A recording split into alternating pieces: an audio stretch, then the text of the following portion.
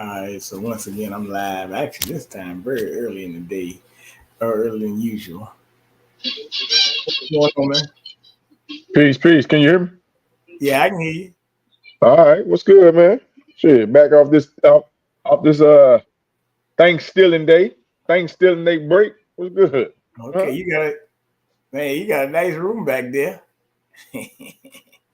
Oh yeah, that's a secret backdrop of us. Yeah.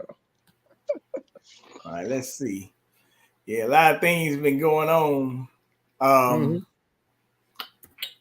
you know, a lot of things went on last week, this week. They're gone. Something happened today. What's up? A suspect was arrested in Vermont. But let's go ahead and start off with it. This one needs something I was planning to cover, but I'm gonna have to cover it because I'm. There's a lot of things going on that people won't talking about, and you know, it is what it is. But I mean, I did hear about these three Palestinian students they say got stabbed, so I might let me Okay. just go ahead with it. That wasn't gonna be the opening topic of it. Bomb threats. We had a bridge that they say blew up in Canada and all that stuff. So a whole lot of things went down Hmm. over the Thanksgiving um, break.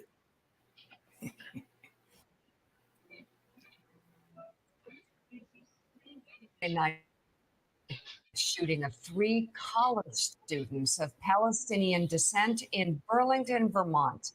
A 48-year-old white male was detained yesterday after law enforcement found probable cause during a search warrant on his apartment to arrest the suspect. The alleged shooter will be arraigned in court later today. This comes as two of his victims are in stable condition while one sustained more serious injuries. The group of friends were in Burlington for Thanksgiving break, having known each other since attending the same Quaker school in the West Bank.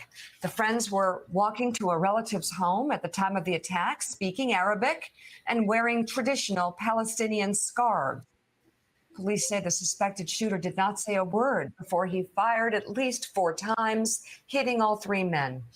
Families are asking law enforcement to investigate the shooting as a hate crime. This is so horrific. These three young men actually went to schools across the Northeast, and they met up for Thanksgiving at the home of one of the friends in Burlington, Vermont. In Burlington, Vermont. And then they went out. And now, of course, we have been warned not to immediately jump to the conclusion that it's a hate crime because, of course, that's what happened in Detroit with the woman who was killed, Right. who was a synagogue leader right after the terror attacks, and that ended up not being a hate crime. That said, the fact that these three young men are from three different colleges came together to celebrate Thanksgiving and were just walking down the street. And again, two wearing traditional Palestinian scarves Yeah. makes it Really hard to assume it was anything but a hate crime. But again, the FBI will be investigating that. And to talk about that process, let's bring in NBC News investigations correspondent Tom Winter. Tom, just an absolute tragedy in Vermont. Talk about what the FBI is going to be looking at. Well, I think they're going to be looking at a whole host of things. So how this all went down yesterday, according to the chief of police, who emailed reporters directly at 12:33 this morning announcing the arrest, shortly after 3:30 p.m., ATF agents who were in the area of where this shooting occurred apparently encountered the individual who was arrested, who's been identified as Jason Eaton, 48, of Burlington, Vermont, quite close to the shooting. We'll get to that in a second. So they're canvassing the area approximately 3:30 yesterday afternoon. They encounter him. They take him into into custody, and then the U.S. Attorney's Office, along with the Chittenden County District Attorney, the local district attorney there, get a search warrant for his residence shortly before 10 p.m. last night. And according to the chief of police, John Burrad, he says that based on that search and based on the information that they developed in the course of the investigation, they developed enough probable cause to make an arrest. Where was that search conducted? It was conducted in the apartment building directly across, apparently, from where the shooting occurred, and that's where this individual lives. So we know that they at least live in that area. He at least lives in that area. And then I think the question here this morning, it is Raymond. We know who, we know how, and the big question, to your point, Joe and Mika, I think is why. So, Tom, can you tell us a little bit more about, and I know it's early hours here, but what investigators do know about the exchange, what actually happened in that moment before he opened fire, and if there's anything in the suspect's history that would suggest, that would lend further credence to the idea that this might be a targeted or biased attack? Right. So based on what the chief put out on yesterday afternoon, this shooting, which occurred Saturday night, approximately 6:25 p.m., apparently this individual walks up to them and just starts firing, that there was nothing that was said ahead of time.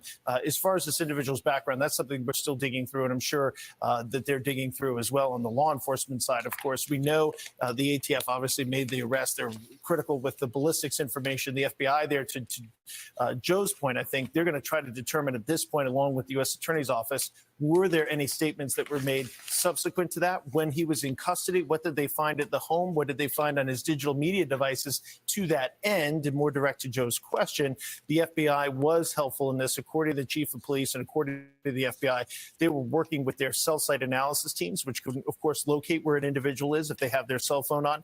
But they also had their computer teams, the CART teams there. Perhaps they found something on his digital devices, which at some point here we might find out could be helpful in determining motive.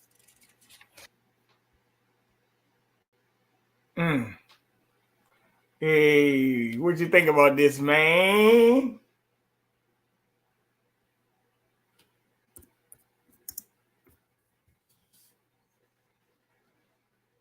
Hey.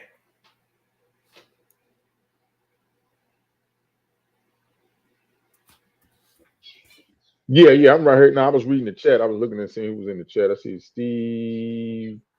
What did I say? Oh, how you say that, Steve? Awahali? Awahala. Yeah. He just said greetings Awahala. from St. Louis. Yes. He just Hey said man, greetings shout from out to St. Louis, man. You know what I'm talking about, man. Hey, East St. Louis, you know what I'm saying? The boogie. East Boogie, baby. What's good? We gotta greet the people, Bernard. Kevin Williams in the chat, man. We got Dawson in there. Yeah, we on early. What up, Dawson? There's Dawson in the chat, man. Yes, man. We're here to chop it up with y'all, man. But yeah, I'm interested to see all the details that come out before they start jumping to conclusions or throwing this hate tag out there on people, man. Because we are tired of narrative news, man. Give us the news. Let the news play. You got to stop these news pundits. They got to stop putting their own narrative onto these situations. If you don't have all the facts and information, just get a news, and then once updates come, give us the updates of, the news cycle, man. Y'all can't put y'all narrative out there.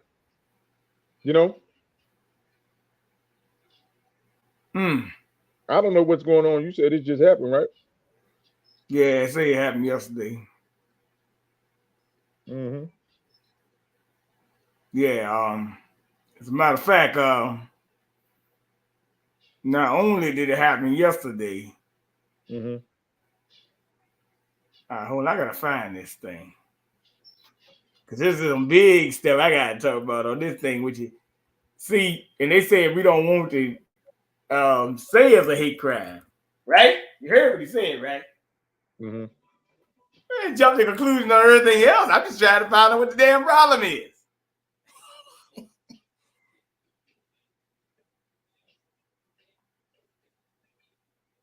I'm just trying to find out what the problem is, man. Mm-hmm. So to me, it's kind of crazy that they don't want to. Okay, I got it. I got it. Since y'all were talking about You got an update? But you got some update on it? No, I ain't talking about that. Well, yeah, I got an update on daggone who fueling all this nonsense. Yeah. Hold on for a minute. See, I'm gonna let you know what that's all about. They do say they got an update on it. I'm gonna get to that in a minute. But when the FBI director came out, I mean the Attorney General came out and said it's a rise in attacks on Jewish and Muslims and all this stuff. Yeah, something like that. Managing a WordPress So site you know they had doesn't to come need to out be and say stressful. their skin on that one. You already know where they coming out with it.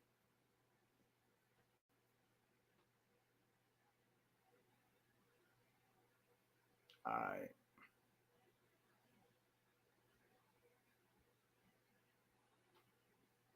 All right, here we go.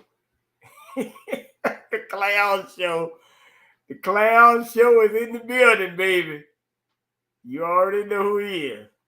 Anti-Defamation League. Thank you very much, Mr. Blumenblatt, for joining us on yet another busy day on your end. And we're speaking today because there's a new episode of Musk versus ADL, an X post overnight saying, and I'm quoting here, Jewish communities have been pushing the exact kind of dialectical hatred against whites that they claim they want people to stop using against them. Both also referencing hordes of minorities flooding Western countries, popular anti-Semitic conspiracy theory, of course. In response, Mr. Elon Musk saying, you have said the actual truth, and then goes to blame the ADL for promoting racism against white people. I genuinely, Mr. Grunblatt, do not even know what the question should be here. Yes, I mean, look, it's interesting when I think about the earlier segment and the story about seeing Hamas storing missiles and guns in children's bedrooms and hospitals, etc.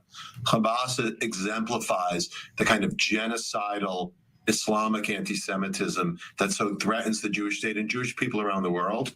And then we have the wealthiest man in the world parroting the same kind of ugly prejudice that has also imperiled Jews for hundreds of years. I mean, to suggest that the ADL or Jewish people are anti-white, as a white person myself, I think it's pathetic. Hold on. Oh, he white now. I thought he was Jewish. I thought he was Zionist. Hold on. What is it? Yeah, he white now.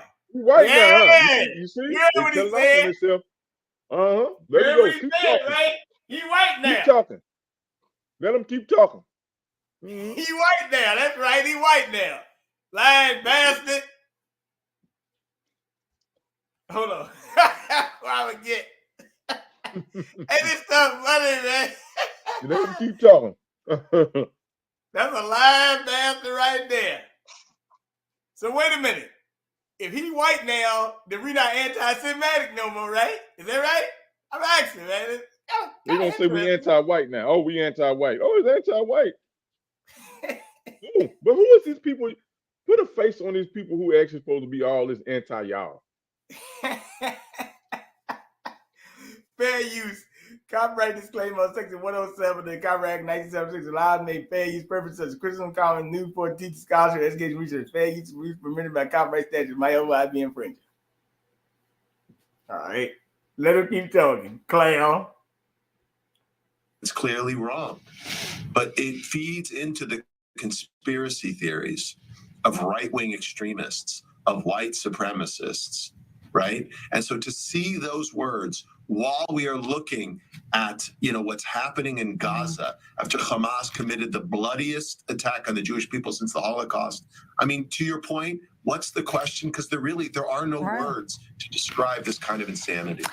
And to that point, Mr. Greenblatt, beware and behold, the BBC apologizing for what they say was an error in quoting an IDF statement suggesting Israeli soldiers targeted medical teams and Arab speakers at the El Shifa hospital, when the truth is, of course, the exact opposite. But my question to you is not whether too little, too late, but rather, I find it insane that this error was reasonable for them, as in it made sense to them that was the quote. Yeah. Yeah, I mean, look, the blood libel of Jews trying to kill non-Jews has been around for hundreds and hundreds and hundreds of years. And so in the first stages of this war, there was the blood libel about Israel intentionally attacking a hospital in Gaza, which of course was the exact opposite of what happened. It was Islamic Jihad, which launched a missile aimed at Israeli civilians that ended up exploding in the parking lot of a hospital. And yet so many members of the news media left that up there or barely corrected it when they were found to be wrong. But I must say, I mean, it is just, I just talked to an interviewer from a public radio station here in America who's quizzing me on whether Hamas is anti-Semitic. Like, it is amazing that we as Jews are gaslit, if you will, told by our enemies while they are trying to kill us that somehow we are the ones at fault. It's really sick. Yeah, blaming the victim that doesn't even start to illustrate that, and adding more fuel to this boiling pot. Doesn't that sound familiar? Youngsters woke Blaming Bin the victim? Laden. I wish I was inventing that, but apparently Bin Laden's post 9/11 manifesto is now an eye-opener for TikTokers. Who? How do we reconnect them to reality, Mr. Greenblatt? What is happening here? We definitely have a problem when young people don't get their news. And by the way, there'd be challenges if they got their news from the New York Times and instead they're getting it from TikTok. So what do we have to do? Look, we as Jews, we as Zionists, we as people who believe in humanity need to work harder than ever before to get the story out there. To reach young people on TikTok. Time out, man. Time out, man. He said Jews and Zionists. Now, them words ain't the same now. So you listen to what he's saying, right? You heard what he said, right? I'm just letting you know what he's saying. See, he's doing a whole lot of cross-matching. And he's doing a lot of double talk. Because first he said, getting your news from TikTok. Then he trying to say we reaching out to the kids, giving the news. We need to get the news to the kids on TikTok. He double talk, man. You gonna shit on TikTok because he trying to shit on independent news outlets, people getting their own news, getting their own information instead of listening to y'all dictate the news to somebody. Because if we just leave it up to y'all, man, if we leave it up to y'all, man, we'll think that the goddamn on everybody is trying to, like he trying to split, like everybody trying to kill Jewish people. If he leaves up their news cycle. You got black. Well, you heard what he just said. Did he not just say? What? Wait a minute. Did he not just say? Did he not just say the daggone? They always got to be able to run everything, and they always get. Did he just say that? Yeah. But it's BS because I'm just making sure. I thought that's what he said. Ever since October 7th, they've been hogging in the news cycle. No other news you really getting outside of these so-called mass shootings that they, whether you believe them happen or not.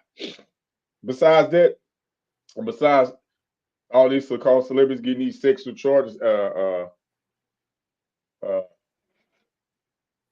being accused of these lewd and sexual acts. That's about it, right? They ain't talking about that. And you ain't heard nothing about the young black children going missing in Oklahoma. You ain't heard nothing about all the teenagers that's just disappearing, missing. They can't find in Oklahoma. Over 1,000, if not more than that. They ain't talking about the news cycle about the black young girls that's been going missing. Right? Minnesota, Ohio, Chicago,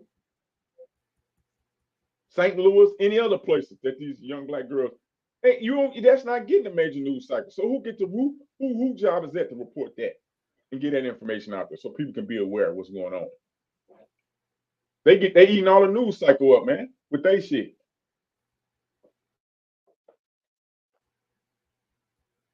I guess they feel like the world. Get to run the news. Yeah, they get to run the news cycle, man, at will. At will. Like the world. Say it. I was about to say it. Go on, finish it. I mean, he got 2 segments on here. I'm gonna let him finish because that's the first one. There's another one he got after on this, there. man. After this, I'm tired of Well, hearing from the dude because we giving him too much.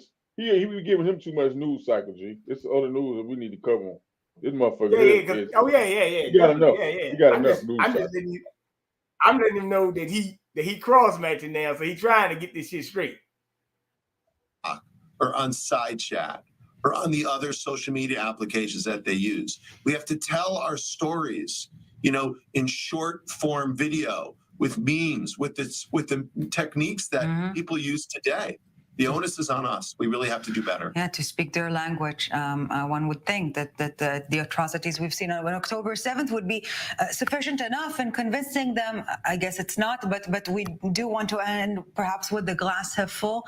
Mr. Greenblatt, this a mass protest in Washington earlier this week, widespread support across the political aisle. Can it be maintained, or rather, how can we make sure the support is being maintained? Not just for Israel, but for Jews in the U.S., of course. Yeah, I mean, look, there were Jews and non-Jews, Republicans and Democrats, and the Jews who were there of all levels of observance. I saw people in the crowd wearing MAGA hats and with Pride T-shirts. Where else would you see that in America or in the world today? This was unity. This was Am Yisrael Chai, live and in person. We've got to build on this as a Jewish community. We've got to build on this as supporters of Israel. And I look, this was energizing. This was inspiring. Yeah. And this is our future if we get it right.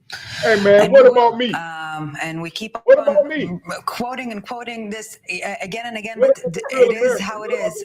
We will win because there's simply no other choice, and we will make sure that these sites from Washington will continue to be the case there.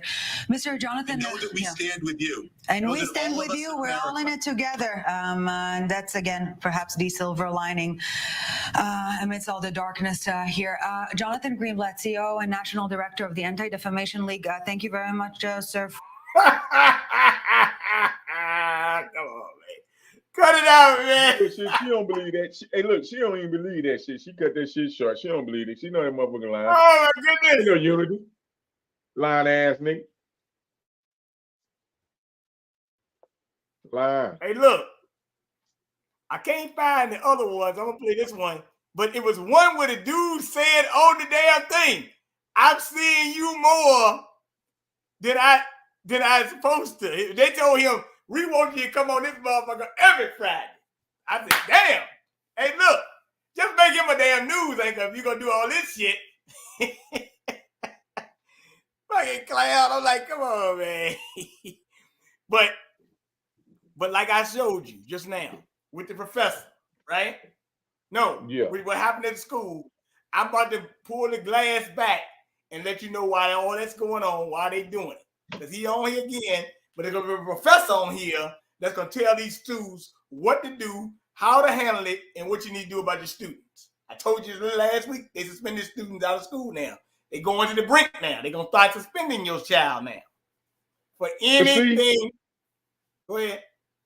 Not to cut you, man. I want people to understand what is going on, dude.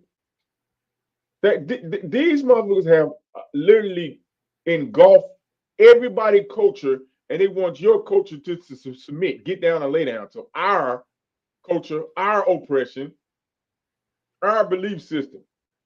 And they pushing this in these colleges, on these college campuses. We got students, they might not agree with being in Israel, they might not agree with no side. They shouldn't even have to speak up for no side, but if they choose to, they have a freedom to speak for whoever they want to speak for, whatever ideology that they are believing in. For them to try to put law and penalize these college students and stuff like that, or whatever, because all this stuff is trickling down. You know, you already know it's probably way worse in high school than the elementary school. You know what I'm saying? Because guess what? They got control of the education system, so they can write anything in the curriculum, or, you know, allegedly fund anything to be taught to the children, whether it's right or wrong. You know what I'm saying? We got to put a stop to this. Hey, I'm like Malcolm X said now. Man, keep your religion in your damn closet. Keep your religion in your closet, dog. Real stop. I can't come into school and force none of my religious beliefs and none of my cultural beliefs onto no college campus, no job site, no public no public institution and nothing. You got to keep that stuff at home. That if you believe in it, that's your culture, that's fine. You have a right to that. But to impose it on other people and then you want to put strict restrictions on what other people can identify with, what y'all call that? Is that not a form of tyranny? Well, tell me. Well, look, tell me. Well, let him. I want you to hear this because this can be what tyranny really are. But they use professors, businesses, jobs, etc. So it's gonna be a test. Just relax. Now I got to get to this bombing of the bridges and all that other stuff. League shows anti-Semitic cases have climbed 388% since the Hamas terror attacks from October 7th to 23rd. The ADL recorded 312 anti-Semitic incidents, more than half of which it said were linked to the war. Joining us now, the CEO of the Anti-Defamation League, Jonathan Greenblatt, and Cornell Law School professor William Jacobson. It's good to have you both. Thank you all so much for being with us. Jonathan, thank you for being in. I think we want you to come in at the end of every week, every Friday, actually, starting next Friday to talk about this. Oh, well, there you go. This is one of them. As a matter of fact, he said we want you to come in every Friday. You heard what he said now. Okay. You just heard what he said. Come in every Friday and talk about this. That's bullshit. All right. We're at with this. Because, again, it's my opinion. I think it's opinion of a lot of people around the table right now that there's a war, a worldwide war against Jews, the 15 million Jews that are still living. And there's a war against them. And unfortunately, we see a line from Russians shouting where the Jews in the airport to Jewish students in Germany being chased across a campus to the shouts of send them to the gas chambers, to cemeteries in Austria being burned, Jewish cemeteries in 2023, to what's happening on campuses in the United States, which there are just some videos that are absolutely disgusting. Hold on, man. Students at elite universities saying. Did he just say that we all know that there's a war against Jews around the world? We don't all know that. You heard what he said. First of all, hey man, they lying, man. Let them keep talking, man. First of all, these people they are moving. Why are they being immigrating or fleeing to other people's homeland, and then they bring they Jewish or Zionist belief system, and if you don't get down with their system, you on somebody else's land, fool. You ain't supposed to operate the other way around. You're supposed to comply to people's the law of the people land that you are entering into. You don't come in and just move their stuff aside and put yours on top. What the hell? All right, let the clown keep talking. Because now, by the way, Brzezinski, the woman talking, her daddy was the one who trained Barack Obama. Don't forget that. The lady sitting there talking. Don't forget that. All right. They feel empowered by the raping and the killing and the torturing of Jews on October 7th. Yeah, I mean, to call it stunning doesn't begin to describe it. I mean, as Jewish people, Joe, as myself, the grandson of a Holocaust survivor, I heard the stories about Jews being beaten and being burned in the streets of Berlin or Warsaw. I heard the stories about Jews in the Pale of Settlement being mauled by Cossacks. I heard the stories about Jews in Baghdad or Shiraz or Aleppo being suddenly overrun by neighbors wanting to tear them limb from limb. But I never thought that it could happen here And yet here we are today. And, you know, Ambassador Dermer said something very important before. When you dehumanize people, when you delegitimize them, when you demonize them, as happened with the Cossacks and the Nazis and prior regimes in the Arab world, you create the conditions in which massacres happen. We've seen this throughout Jewish history. We've seen this throughout broader history.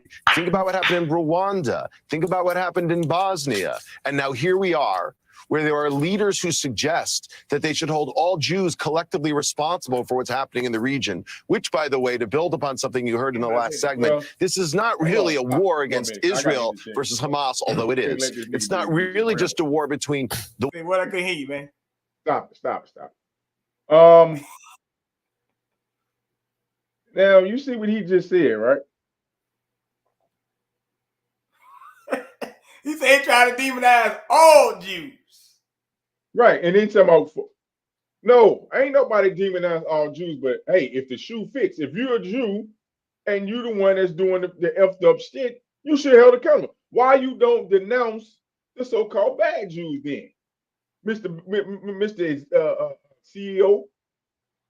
Why don't you? CEO of the CEO of the Defamation League, not the Defamation League. Now, peep this, right? Because look here, man. We done seen many examples of them coming out, rabbis coming out for these Jewish communities, Jewish club members, and saying that we are offended. You have offended us. We need you to apologize to us because you offended, whether you telling the truth about us or not. Oh, my kids was offended. My kids is these. So when they're offended, all Jews offended, right?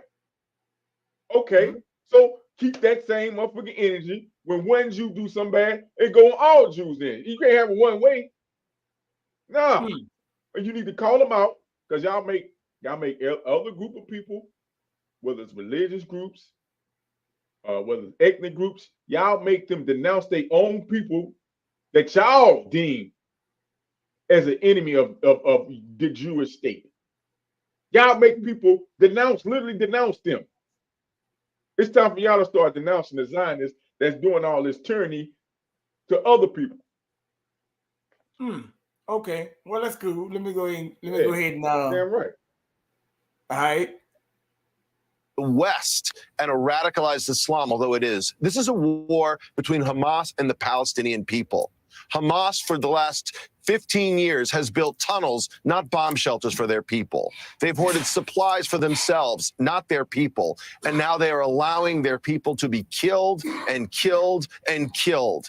And it is just despicable. And the lack of moral clarity by so many leaders in the West, particularly on our universities, Joe, is stunning. Now, you showed an image just now of a New York Post headline. Like, I could tell you stories about what's happening on our campuses that would make your head spin to hear how Jewish people That's why you're here. That's why you're here. Tell us. Look. I'll tell you about the story of the student at Drexel University whose dorm room was set on fire because he had an Israel sign on his door. Or that the Harvard student trying to walk across the quad who was visibly Jewish and was literally seized and molested and assaulted by other students who screamed at him and would not let him pass just because he was Jewish. And the real one that really strikes me is at the Cooper Union, which is a college here in New York City, where literally there was a mob, a frenzied mob coming down the street. And there were several visibly identifiable Jewish students. Okay, they weren't holding Bibi Netanyahu signs. They weren't wearing IDF uniforms. They were wearing kippot. And the campus security felt they could not keep them safe. So they barricaded them in a room in the library. And the mob saw this and went to the walls and went to the windows and banged on the windows and banged on the doors and banged on the walls and chanted, "Globalize the Intifada." So if your viewers don't know, the Intifada was a series of violent, homicidal terror attacks committed against Israeli civilians in the early 2000s. Hamas committed these acts. They blew up buses, Joe. They blew up discotheques. They murdered civilians at universities. And this is what the kids are chanting today at Jews. It is inexcusable. It is just unbelievable that we're seeing this. So, Professor, let's pick that up with you. You were a law professor, as we said, at Cornell, a prestigious Ivy League university.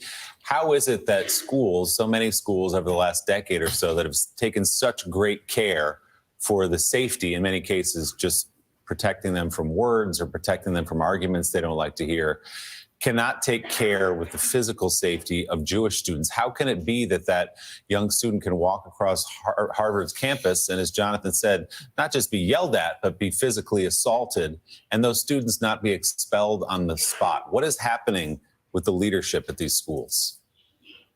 Yeah, well, there's a phrase that collapse happens slowly, then suddenly. For Jewish students on campuses at Cornell and elsewhere, we're in the suddenly phase of things. This has been building for 20 years. This is not something that started on campuses on October 7th. You have a combination of 20 years of gross demonization of Israel by the boycott, divestment, and sanctions movement, by groups like Students for Justice in Palestine, and by a lot of professors. Multiple academic associations have endorsed that, holding Israel out as uniquely evil. You have another thing that's squeezing Jewish students, which is the racialization of the conflict, where it's portrayed as a racial justice issue to be against Israel, which we all know is not true. So you have Jewish students being squeezed, and unfortunately, the administrations don't seem to recognize what's happening. And in some ways, they have aided and abetted it, maybe unknowingly, by perpetuating this racial stereotypes on campuses through diversity, equity, and inclusion and other racial doctrines. So Jewish students feel squeezed,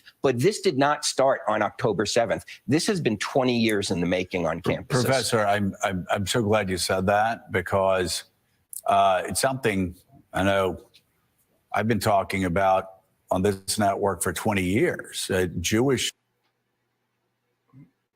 All right, let me jump in there. This Jewish been network? going on for 20 years. This been going on for 20 years since I've been 16 years old, and I ain't know nothing about it. So this must be a Jewish network that they own. No, that's NBC, man. Well, yeah, it is. It's morning news, man. This news come on at 7, 8 o'clock in the morning, man. They be lying, man. Man, look her. Like I said, man, I'm not for the oppression Olympics. Oh, you know what I'm saying?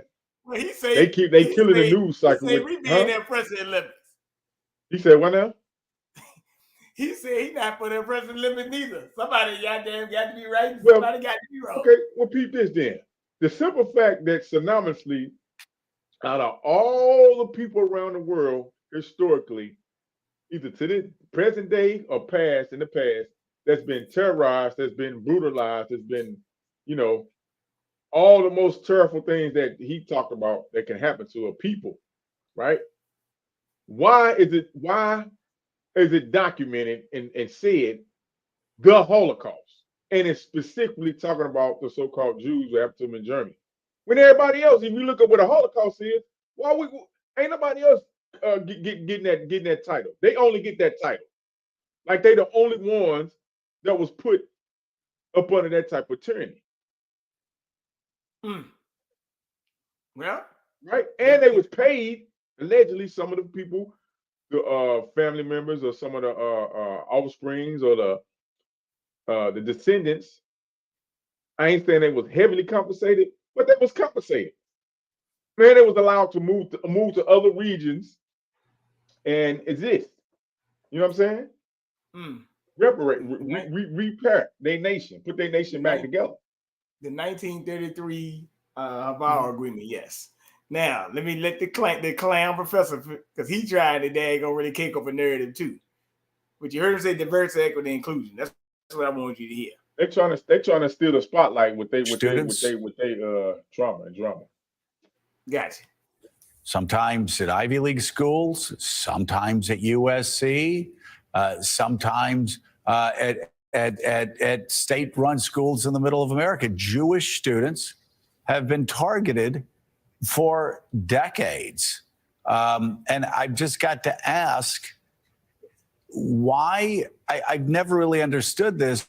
Why is it that college professors, university presidents sit back and do nothing? And again, not since October 7th, as you have said, But I talked about Colombia, for years in 2003, 4, 5, 6, 7. What was going on? The anti-Semitism going on in that campus from college professors.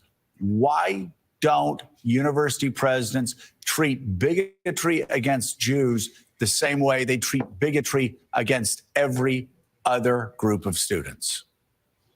They don't seem to have the moral clarity and strength to stand up to a lot of the activists on campus, particularly the faculty. I mean, at Cornell University, in just the last decade, there have been 3 boycott resolutions presented to student government, one of which was done over Passover so that Jewish students wouldn't be able to be there. And the administrations have been mostly silent about it. Now, Cornell has been good at opposing BDS, but there's a social justice movement and an activist component of campus, which is not the majority, but Cornell and other universities seem afraid of them. They seem afraid of students showing up at the president's office, picketing them. And so I think we need leadership at Cornell and elsewhere that recognizes the underlying problem. Yeah. I mean, I just got to say how Orwellian the term social justice. These same people who proclaim to be themselves to be champions of social justice, Jonathan Greenblatt, cheer on young women being raped and kidnapped, babies being burned to death in their cribs, being shot up at point blank range, elderly people being burned to death, and that being celebrated by the terrorists who are doing it, who are wearing GoPros, so everybody can see this and celebrate the slaughter of Jews. Social justice warriors support this? Yeah, actually, some who call themselves that do. Yeah, it just shows you how morally bankrupt this movement is. And Professor Jacobson got so much right in what he just laid out. There's been a whole BDS industrial complex that's settled in on these universities. And it's settled in, I think, in part because of money from the Gulf that's given, untold sums and, fat in the coffers of many of these institutions. And it's come in, I think, in part because of the fact that the anti-Semites have dressed this up as some kind of social justice or political correctness. But there is nothing correct about pushing prejudice. And what we need on this culture, I really appreciated what Willie said when he said, they're trying to keep the kids safe from words. We've had this thing called cancel culture for a long time, where you can get canceled for saying the wrong thing. Joe, Mika, we need to move to consequence culture.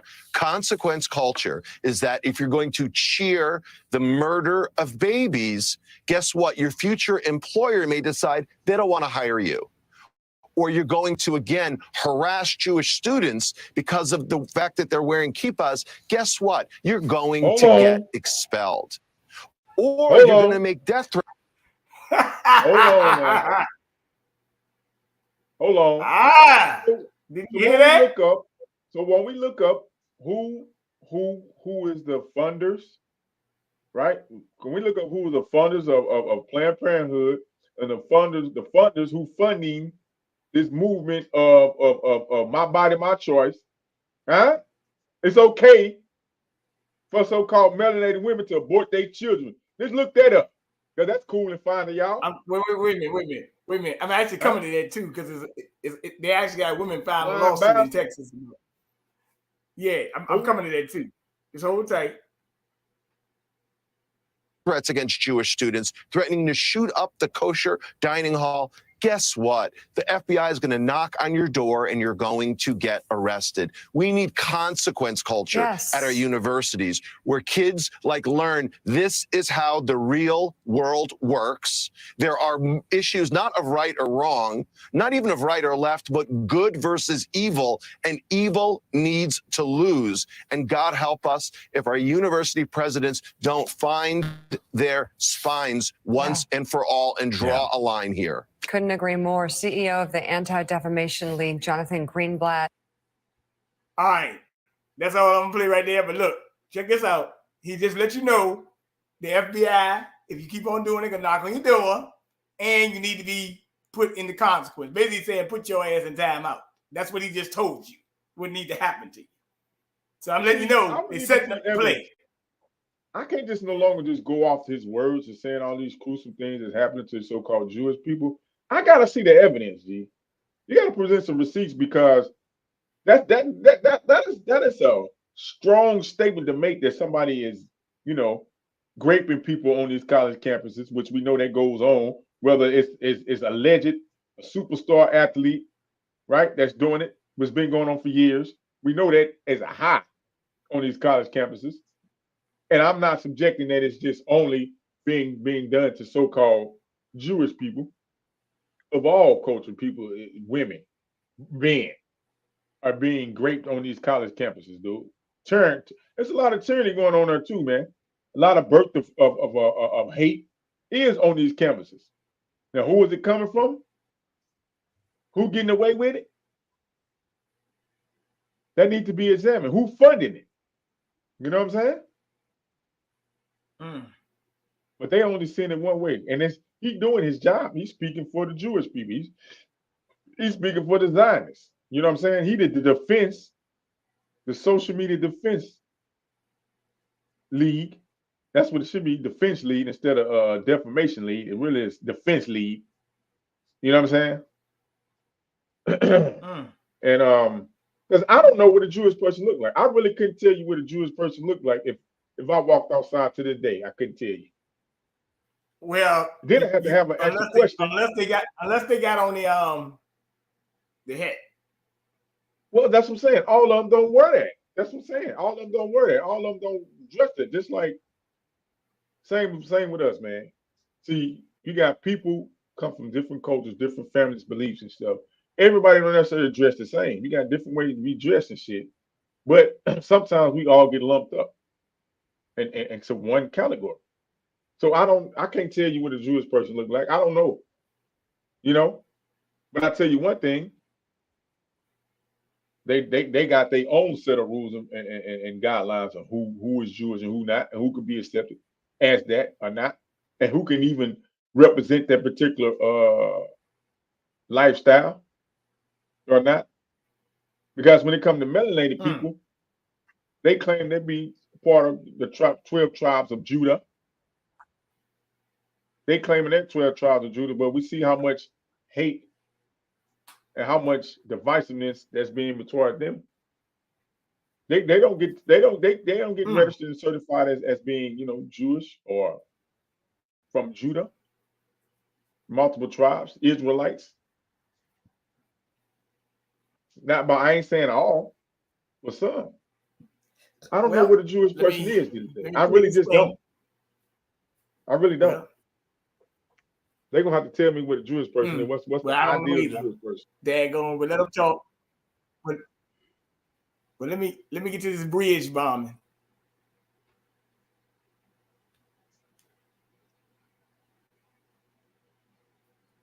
Oh, let me do this better. Here we go. Recordings just got better. Hey, it's Dana from StreamYard. I'm so excited to announce that Now to that deadly car explosion at the major U.S.-Canada border crossing in Niagara Falls, New York, which briefly sparked terrorism fears ahead of the holiday. Trevor Alt is on the scene there with the latest. Good morning, Trevor. Good morning, Gio. So for a time, there was some serious concern this was some kind of terrorist activity. Now, it's since been downgraded to simply a traffic investigation, but it still raised significant alarm on both sides of the border. Watch this video of a car soaring through the air at a border crossing, setting off a deadly explosion seen in this verified video circulating online that put the U.S. and Canada on alert on the busiest travel day of the year. I've never seen anything like this. The car just exploded. That car speeding through the Rainbow Bridge, which connects New York to Canada near Niagara Falls, slamming into a Border Patrol checkpoint. Yo, oh my God, are they all right? A fireball engulfing the car, killing the driver and passenger inside, according to authorities. Tourists uncertain what happened, rushing for shelter. When I saw how the employees at the gift shop reacted, I told my wife, Shayna, we need to go. We need to head back. Law enforcement quickly swarming the area. And I'm going to send you over to the Custom Bridge for a fire that's happening. Fires are already there. You're going there to block off roads. Officials on both sides of the border taking no chances, closing all 4 bridges connecting the U.S. and Canada in the region, temporarily suspending international flights to the airport in nearby Buffalo. Additional measures are being contemplated and activated at all border crossings across the country. We are taking this extraordinarily seriously. New York's governor saying the investigation is ongoing, but no explosives have been found at the scene. I want to be very, very clear to Americans and New Yorkers. At this time, there is no indication of a terrorist attack. And overnight, the FBI did also confirm no explosive materials have been found at the scene, and there's no sign this was any kind of terrorist activity. But the Rainbow Bridge has remained closed as this investigation continues. All right, so obviously there was an explosion on the bridge, but they came out and said it wasn't a terrorist attack. I'm trying to find out how they don't know that quickly, but whatever. But they're saying it was no terrorist attack, just an explosion in the bridge.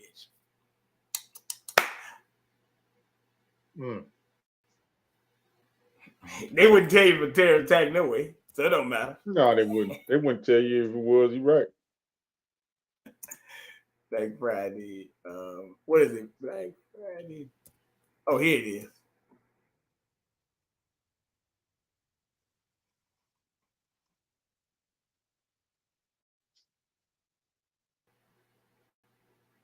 Now, this could be some crazy breaking news that we've been following at the American Dream Mall. This is in East Rutherford, New Jersey.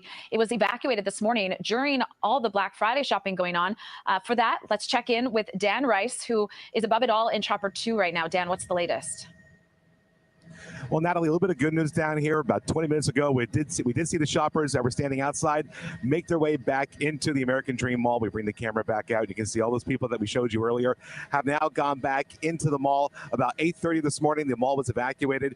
New Jersey Governor Phil Murphy tweeted out that there was a bomb threat, and out of abundance of caution, they evacuated the mall. The state police are doing their search. But like I said, the good news, everybody went back into the mall. So it looks like everything is back to normal over here at the American Dream. The bigger problem right now is going to be the traffic that's lining up, trying to get into the Meadowlands. Of course, that big football game across the street. Reporting live in Chopper 4, Dan Rice, CBS 2 News. Okay, a lot going on there, Dan. Thanks so much for breaking news. All right, so let's break that down. First of all, Shaq, if it's a bomb threat and they evacuate and then they open the store back, and they still had the football game, the Jets and the Dolphins played that day. You telling me it's a bomb threat? I'm not going back in that place right now. What the hell is going on with these people? I'm trying to find out what's up. Made everybody evacuate for a bomb threat in the morning at the second biggest mall in America. That should tell you something right there. Just for a side note, what is the biggest mall in America? Where's it located at? In Minneapolis. Minnesota, right? Yeah. Right, I doubt that. Yeah. Okay. Come to think about it, in Minnesota, they got a documentary talking about the George Floyd documentary, which is kind of interesting because it's called The Fall of Minneapolis. But it's kind of interesting when they released this documentary, Fall of Minneapolis. Then they announced that the guy, Derek Chauvin, that got stabbed in prison or something like that, it had to be taken to life. It was life-threatening stabbing or something. So that just happened last week, too. Yeah. But just something to keep note of. But also up there in New York, there was a 3-year-old, I think it was a 3-year-old child or something that died in an apartment, or 3 people died in an apartment up there. So a lot of things, 3 found dead, and including a 5-year-old in a Bronx apartment. So yeah, a lot of things going down up there in the Big Apple, New Jersey area. But people just got to be more aware of what's going on out there, man. Like, first of all, I wouldn't have went to those stores. As a matter of fact, it wouldn't even need to go to the store anyway, because you got in stores, look, the Black Friday shopping in the store was down, but the cyber stuff, as they say, is up 7 to 9%, something like that. So people, the mall is really like a ghost town. Watch out the holidays. I guarantee you, daggone. Well, PNC Bank just made some more closures. So yeah, out of these banks and stuff. 2024, they about to hit the fan, Jack. So get ready for more economic pain. The gas yesterday was $3.09. When I went out today, it was $3.24. and a day what they call Cyber Monday.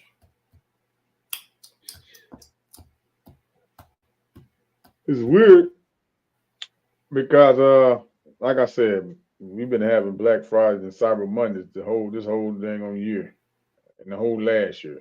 You know, with all the different discounts between these different third party apps and stuff where you can get cheap products and stuff shipped from these outside sources and stuff.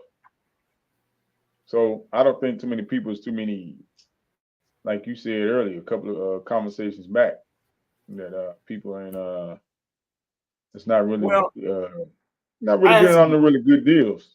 I had some family members that went the other day. They came, friends of family. They came down from Kentucky. They all went to Williamsburg to go shopping. And I mean they just like won't really like the deals won't like they used to be. I mean, people was there, but some people either came, some people left, or some people just ran them all. But people just want to be out. But as far as the shopping in store, you won't get in the big. Target was one of the places where people won't get the deals they thought they were getting. So, I mean, it's like, hey, how can I afford to get that much a discount when the economy down? I got to keep this thing more like it is. Don't you think? Yeah. So, yeah, very interesting that how this went down.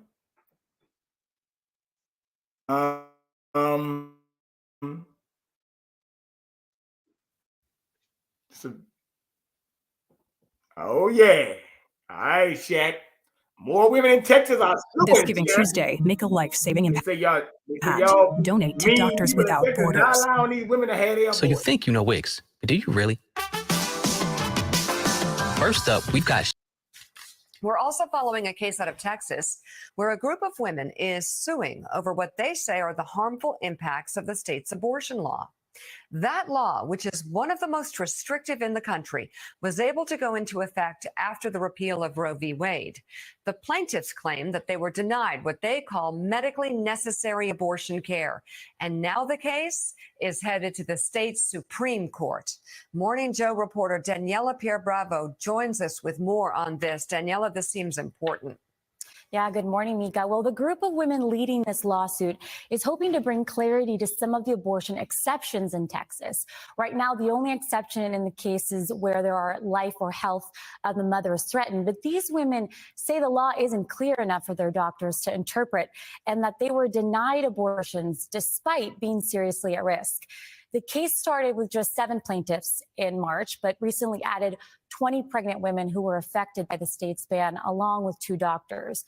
Now, only a year ago, one of the newest plaintiffs, Kimberly Manzano, considered herself strongly anti-abortion. She says she never thought she'd be in this position, but that all changed when she heard the news of her baby's fluid.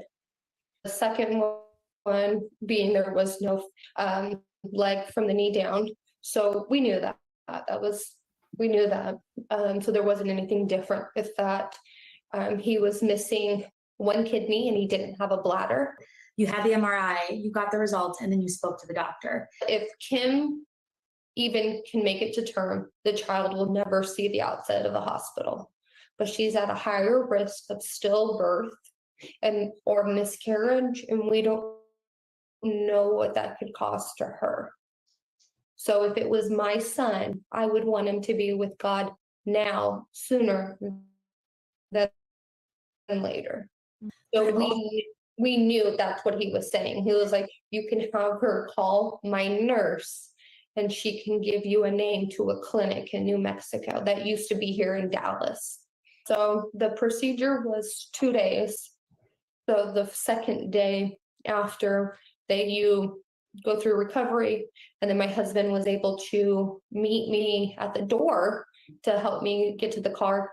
And there was protesters out there. One man, he said, Mom, Dad, you guys could have been such a beautiful family. And hearing that, just like, sir, you have no idea what we did and what we've been through. I mean, we judged people too, so we're no better, because I've said before, we've been so anti-abortion. And then it's just like, it almost hits you like, oh my God, I was just like him. And I didn't know these situations. Other plaintiffs in the case say the language in the state ban also seems to be causing fear and confusion in what doctors can and cannot say to patients. They're avoiding conversations around the word abortion. Listen to what one of the attorneys who is leading the case told me. Physicians get a lot of medical training. They know how to treat patients. They are trained to not wait until their patients are on the verge of death before they provide treatment, yet because they are not trained in how to read these really vague and ambiguous statutes, they don't know, okay, is this the point that I can intervene? Does a patient have to be showing signs of infection? Do they have to be literally on death's door? We don't know. And so we're trying to get the courts to clarify. So, Mika, while this specific suit isn't going to fully restore abortion access in Texas, clarifying the language of abortion exceptions could make a big difference in treatment options and care for pregnant women there. The Texas Supreme Court will hear oral arguments tomorrow morning. Meanwhile, similar cases have been filed in 3 other states. Mika? Wow. Definitely follow those cases for us. They seem like they could have a lot of implications. And that interview with that formerly pregnant mother, Daniela, get that up on Know Your Value and extend it if you haven't already planned to do that. That was incredible. That was really a robust look at the problem. Thank you so much. Morning Joe reporter Daniela Pierre-Bravo. And so the problem, we've talked about this in the so-called book banning cases in the state of Florida, which aren't really book bans, but they are laws and regulations that actually cause confusion, that seem to be ambiguous. And the point of many of them seem to be the ambiguity to freeze teachers, students, librarians in place, parents trying to figure out what they can and what they can't teach around tough issues. It's the same with these abortion cases, where it almost seems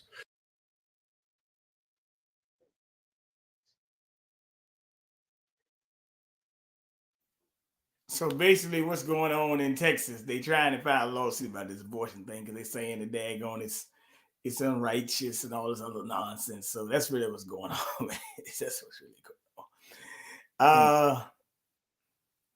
Big fight going on, I guess, about it. I mean, they said 30,000 more babies have been born since Roe versus Wade was overturned. So somebody must be very unhappy about that, pretty much. Because people are not getting abortion as much as they were. And so that's that. I mean, But you know what, though? It's kind of funny. Even talking about abortion, Chak, I don't hear no women around me that be bringing up abortion. So I don't know. And I know these women around me, some of them be having kids. So, yeah. I mean, because at one point, that used to be shame for doing it because of, and we heard some public figure people, women, females saying that throughout their young career that they made the choice to, abort, the pregnancy because of their career. They wasn't ready to be a mom. But my question is, why let it get that far? Right? If you're a female, you know your body, you know when you're ovulating. Why you, if you know that you have a career or you're not ready to be a mom at whatever age, why don't you schedule come on, man. Because you can't get pregnant every time you have sex. It's only, certain times that you are, heightened. It's heightened times when you're able to I don't know. Maybe they need to look into that instead of letting it get that far to the pregnancy. They have to make that decision. All right, I don't know. Now let me say something. This for the dog lovers, baby. This is for the dog lovers, okay? Don't get mad at me. Smart center They might stage try and to take crushed the it by dog a from baby me. grand I piano. just don't know. You're replacing. Yeah. Oh, that's something else. Okay, I got you. Smiling crowd out there in Times Square. We're back with our GMA cover stories about the mystery illness in dogs across the country. There's concern it could spread with many families traveling with their pets for the holiday. We'll read over the details. Good morning, Will. Hey, good morning, George. This serious respiratory illness has been seen in multiple states so far, with the number of cases climbing. And now vets are turning into detectives, trying to figure out just what is making these dogs so sick. It's the mystery illness affecting dogs nationwide and leaving owners like Lauren Salaya worried about their four-legged family members. Over the course of about 2 days, she continued to have that like dry hacking cough. And it just kind of progressed from there. 6 weeks ago, Salaya from North Carolina noticed her German Shepherd, Maddie, showing signs of what she and her vet initially believed was typical kennel cough, until it didn't go away. Unfortunately, it is extremely contagious, and our French Bulldog got it as well. Cases like this now popping up around the country. Kaylee and Ryan from New Hampshire now dealing with the mystery contagious respiratory disease with their 1-year-old Australian Shepherd, Toby. You're like, do we bring him to the emergency vet? When he was coughing, he was like gagging because he was coughing up like phlegm.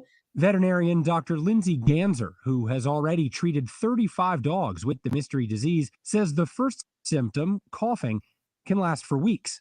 Starting with a cough, eye or nasal discharge, progressing to more of a wet cough, lethargy, fever, not wanting to eat. So you'll notice that their respiratory rate and effort are increased. Their gums might turn blue or purple. Now, as 50 million Americans hit the road for the holidays, concerns about their own furry friends brought sharply into focus. Janet on Facebook wondering if boarding her pet is okay. Most important thing is to avoid any areas where there are a lot of dogs in that space. So avoid boarding them, avoid doggy daycares, going to the groomer, going to dog parks. Sammy questioning if cats are affected too. Right now, we're only seeing it in dogs. Typically, bacteria and viruses don't necessarily spread from species to species. And perhaps the number one question so many want answered: how can we keep our pets safe? Definitely get seen by a veterinarian sooner rather than later. The earlier that treatment starts, the better chance they have of not progressing and developing into a pneumonia. Now, don't panic. Now, wait a minute, man. Now, wait a minute, man. Hold on, man. Hold the hell up, man. Daggone. Wait a minute, man. Wait a minute, man. They said don't jump from species to species, but they kept telling you that daggone the pandemic came from a bet or some shit like that, right? Then they tell you that bets jumping into human and all that. So daggone, don't jump from dog to cat, and it don't jump. What the hell? Oh, I see a connection. Pull up. Now they just told you that the World Health Organization is going to China to find out. There's a new virus going on in China right now. The World Health Organization is going to China to examine what's going on. A lot of people been getting sick in China again, so they say. So pull up. Who is the president of? Pull up. Who's the president of Pfizer? Oh, Albola. I don't have to pull it up. Albola. Pull it up for the people so the people can see. And what is his background? Oh, he a veterinarian. Hey yo, now check this out. I know a veterinarian. Now look, I know a veterinarian, by the way. It's a guy I play ball with. That is Nyota calling me, man. Wait, we'll tell her I'm on right now. We're about to get off. I'm gonna mute.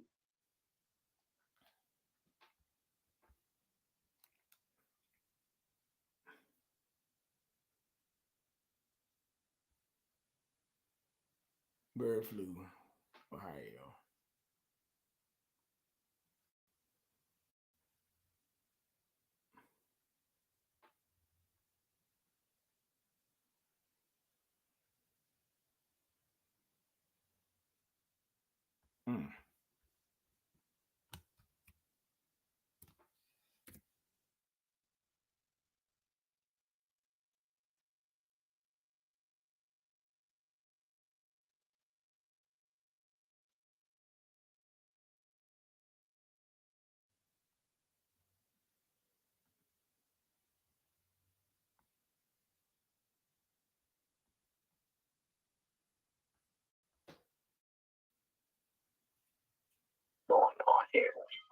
Can you hear me, Bernard? Yeah. Welcome to WP. Okay. Engines, WordPress, migration, meditation. As bird flu cases rise in Iowa, it's beginning to take a toll on farms. Over 1 million chickens will need to be slaughtered on a Taylor County egg farm after the virus was detected. This news comes just days after another 1 million chickens were killed on a similar farm in Minnesota. Governor Reynolds immediately issued a disaster proclamation. The U.S. Department of Ag has been finding fewer wild birds carrying the virus this year, which suggests that some ducks and geese may be developing immunity. Officials say bird flu isn't a significant threat to food safety or human health.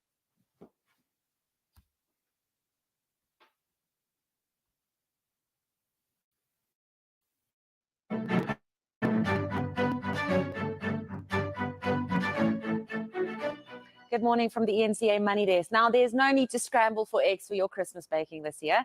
The Agricultural Department says there'll be plenty available as it ups imports. Now, there's been widespread concern over shortages due to the bird flu outbreak, but government says it's under control and 70% of farms are still producing chickens and eggs. It has also opened import permits for poultry products from several countries, and this will add to the poultry already being imported from Brazil, the US, and Argentina.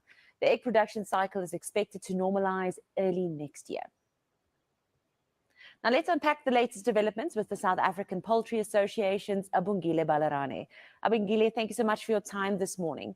Now, the Department of Agriculture's statement is encouraging given the recent challenges, but does it ease concerns around the egg issues, or should we still be worried? Thank you. Good morning, and thanks for this opportunity.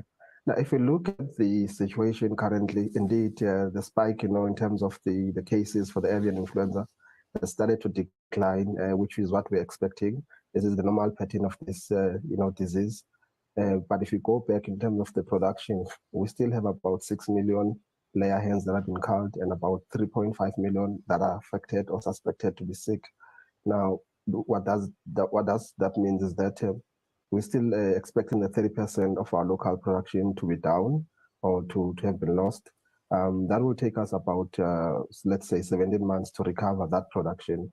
Now, what has happened in the short term is that we did indicate that earlier on there will be high possibility for us to import a lot of products like the liquid and powder eggs, which are used for industrial purposes. And then all the remaining eggs that are available or produced in South Africa will then be channeled to the retails or to the supermarkets for the consumers. That is what is been happening in the market at the moment. Yes, it does give a bit of a comfort for the festive season ahead, but the problem is still there, and we are recovering slowly as we are expecting.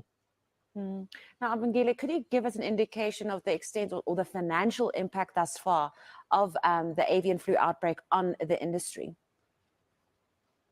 We've done a bit analysis up to so far because as a producer, when you get affected by this avian influenza, you are put in quarantine, and you need to, if you test positive, to cull the birds, destroy the eggs and the feed. Where we're standing now as an egg industry, we're estimating anything close to 2 billion rands. That will be the cause or the financial, value of the disaster that we faced as an industry. Now, back to the imports, the department says they don't. But really, what's going on? They importing eggs here, man. They're trying to import eggs and stuff. That's really what's going on. So I guess they're trying to import eggs, and they got a big problem with so-called bird flu. I think it's all nonsense, but Import eggs from where? Where they were trying to import these eggs from? Can you hear me? Yeah, they're trying to import eggs to hold on. Either South Africa, Johannesburg, because they're having a bird flu. So this is something that But I'm saying, where they trying to import them from, though? Do we have a location, a geographical location the import is coming from? Let me keep talking. Okay. We'll find out. Yeah. And dictate from the other countries as long as biosecurity assessments are done. But given the current outbreak in the country, is this enough? Specifically, we don't want more infections this side. What do you think? Now, in terms of the biosecurity issues, it is a key for government to ensure that whatever is imported into South Africa basically, matches the local production, and also it does not come with compromised, I'll say, quality. Now, if you look in terms of also the regulations of the South African government under the regulation Act 345, as a producer, you've got about 40 days from the day of lay to ensure the egg, is packaged, distributed, and consumed in South Africa. So we as an industry also, we're not against importation of eggs. However, anything that has to come to South Africa, it has to match the local standards that are applied to the local producers. Now, just for interest's sake, eggs, for example, from the US undergo a washing process that depletes the natural protective coat and are therefore kept refrigerated. Are there special precautions we should take with different eggs being imported from different countries? At the moment, we haven't seen any imports coming from the USA or also from the Brazil. So how they store their eggs, it is indeed they get refrigerated to the temperatures of plus to 4 degrees as they're transported, let's say, to South Africa. When they get to South Africa, if you will notice, most of our eggs, we don't buy them close to, or to the fridges. They're at the ambient temperatures. So that shift from, cold temperatures to our local temperatures, at times it does affect the quality, which is why they deteriorate quicker. And that is why we've got the 40-day rule to ensure that that product must be consumed within 40 days in South Africa. So it is extremely not easy also to bring eggs from, USA into South Africa. Now, Abigail, with all the imports now being open, as we do have this crisis in South Africa, how do we ensure and prevent dumping and making sure that our local industry actually has the opportunity to recover as soon as the avian flu outbreak is over? We've been watching the borders of the country. We've got food inspectors all over the country looking at what comes into South Africa. Fortunately, at the moment, we haven't experienced any things that are said by government. They do give some, bit of a comfort to the producer and also to the consumer of the product they get, on shelves. So we have at least, strong, I would say, regulations that really, play in favor for the producer at the moment. So egg supply will be better over the festive season now with these extra imports. At my local grocery store, there are eggs available, but they are quite expensive. What can we expect regarding egg supply, specifically over the festive season, but also in regard to egg prices? Now, let's just be clear on the imports. The imports that have come to South Africa at the moment, those are fertile eggs for hatcheries. So that they are used, to develop the chicks, and then thereafter, the point of lay, then they become a fully grown chicken. That gives us the eggs. Those are not for human consumption. Now, what we have now in South Africa is that if you look in the beginning around September, where this avian influenza was at its peak season, there was a bit of a panic buying, I think, around the consumers. And at the same time, the normal supply and demand, drove the price. We've seen the price reaching the ceiling at a time, which has then also led to a consumer not to be able to afford, the eggs. Now, that has also created, I would say, a good situation for us because there were stocks now piling up. Now, those stocks now are suddenly released, in a form of promotion. That is why you'll probably see in some retails, there are some promotions for eggs. Now, the prices of eggs always will rely.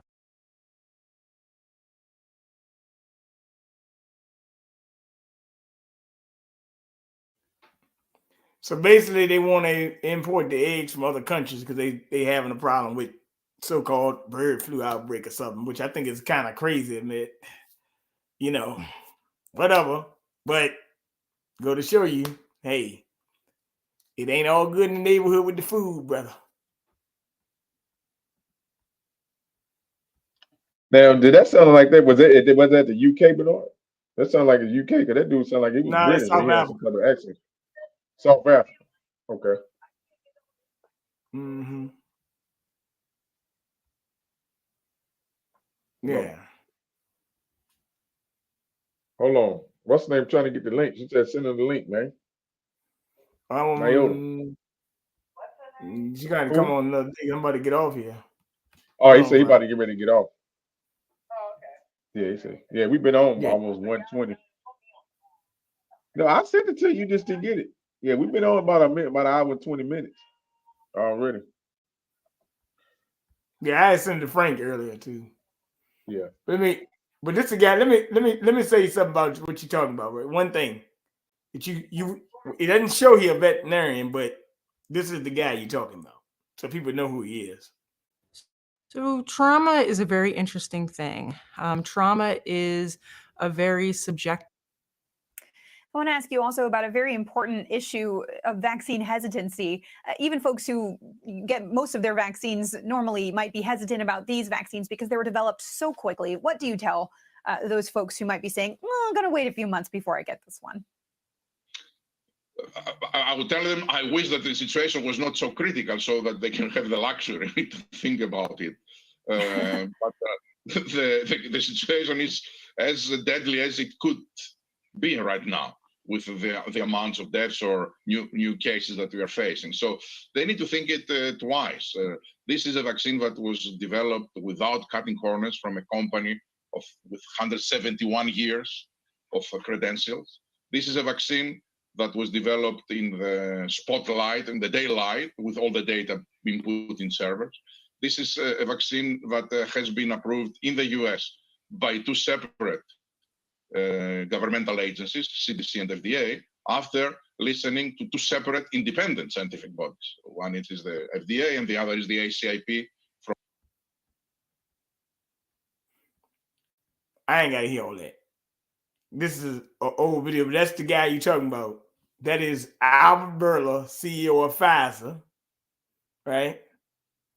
Who is a Greek Jew. Yeah, but his background is he was a veterinarian. But they're not telling you that. Oh, you can look that up on Google. You ain't got to. Yeah, it's all good. Yeah, it's on Google. Yeah, look. The dog's gonna get sick. The cat's gonna get sick. The birds gonna get sick. Yeah, what it is. Yeah. But nevertheless, it is what it is.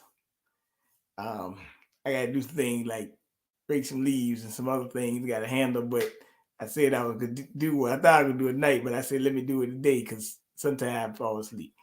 But nevertheless, this is actually kind of interesting. Just shows that we up against it. Daggone, I wouldn't worry about the dog thing unless you got a dog. I'm surprised Peter's not talking about this, but Peter already showed you they sold their soul to Anthony Fauci years ago. So that's pretty much the round table on that, because I would think that, it's man's best friend. Matter of fact, man is for some places a dog is more appreciated than you. But that's either here or there. But woof, woof. Just make sure things are not bad. Okay. I mean, it's getting crazy out there. Also for my good people that, watch the entertainment show, just like Joe Scarborough was reading that script. They showed your script the other day. They just said the Vikings win tonight. This will be a historic week for betting favorites.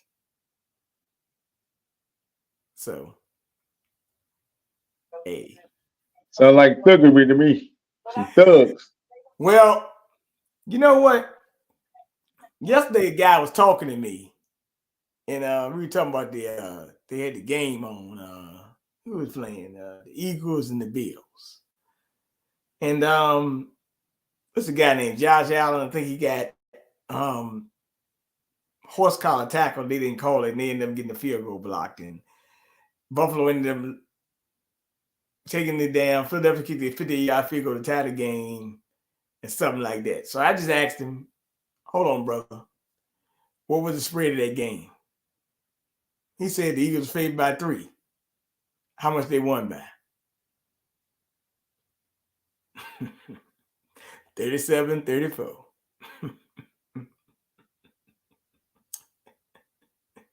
Boy.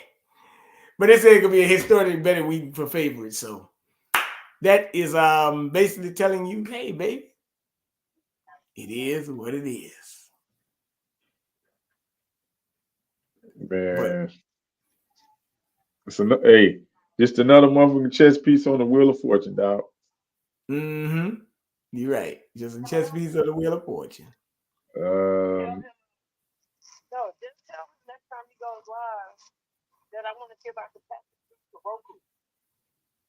Yeah, he can hear you. You heard her? Yeah, I heard her. Yeah, he heard you a little bit. He heard you. Okay. Yeah. Yeah. But go ahead, man. Shout your information while I'm, Yeah, man. Yeah, y'all can check me out, man. Chak Edwards on Facebook, Chak_Edwards on Instagram, and Shaq Waller on YouTube. Tap in. Yeah. Because look, and on a side note, let me just bring this up. Let me bring this up before I go. The governor of Illinois has announced that he will spend $160 million on the migrants this winter. So if you're in Illinois, you might be homeless on the street. Daggone, I know Justice Smollett's supposed to get beat up in 0-degree weather, but they're gonna make sure daggone the migrants daggone get $160 million worth of resources this winter because it's cold. So welcome to the club, Jack.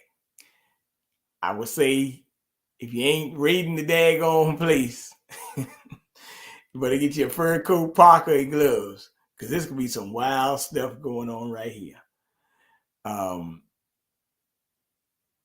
Yeah, they are picking and choosing what hostage they release, matter of fact. But you know what, Frank, I'm going to say one thing. You're right. A hostage, what are your demands? You're holding somebody for ransom, ain't you? What's the demands? What do I demand? That's all you need to know with a hostage. But nevertheless, take your time. Shaq, I'm out of here. But yeah, look, take your time. I'll be on another time this week. Maybe tomorrow. We'll see. But I'll let you know. All right, peace. I got you. Salute.